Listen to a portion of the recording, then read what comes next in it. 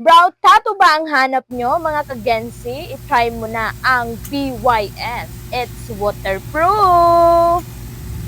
Hello mga kagensi! For today's video, I will share you my secret brow tattoo. So, this is very waterproof, guys.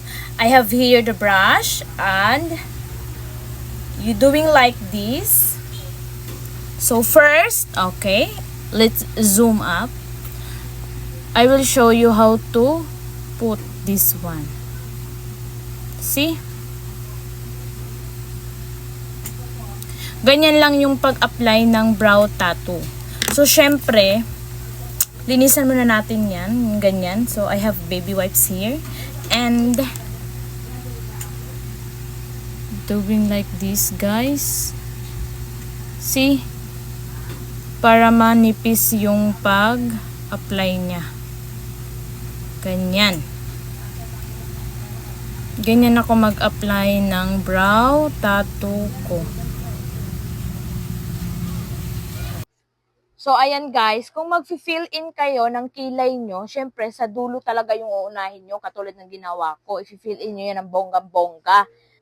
Oh, tapos yan guys, ang brow tattoo na yan guys, kailangan nyo talagang gamitan siya ng brush para magmukhang elegant yung kilay nyo, ganyan.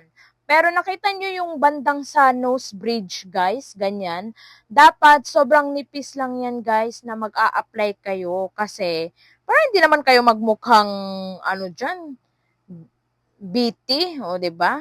Alam nyo na yan, yung parang ano, ewan, ganyan. O, para magmukhang elegant siya guys, kailangan sobrang nipis, tapos dark yung dulo para ano, o, 'di ba? Pagkatapos, pag okay na sa tingin nyo, para magmukhang social naman siya, linisan nyo siya gamit yung brush na, ibang brush naman siya na panglinis. Tapos, concealer yung gagamitin nyo or ibang ano or foundation, ganyan. Depende yan sa inyo para magmukhang elegant siya. O, di ba? Hindi pa talaga ako na-satisfied dyan. O, di, inulit-ulit ko pa. O, di ba? Ganyan, guys, hanggang ano, para mabilis lang yung pag-ano-ano. 'Di ba? Oh, di nyo ba alam na ilang years ko na yang gamit yan? Napakatipid yan guys. Tsaka take note guys, hindi din siya nag-sticky. Oh, 'di ba?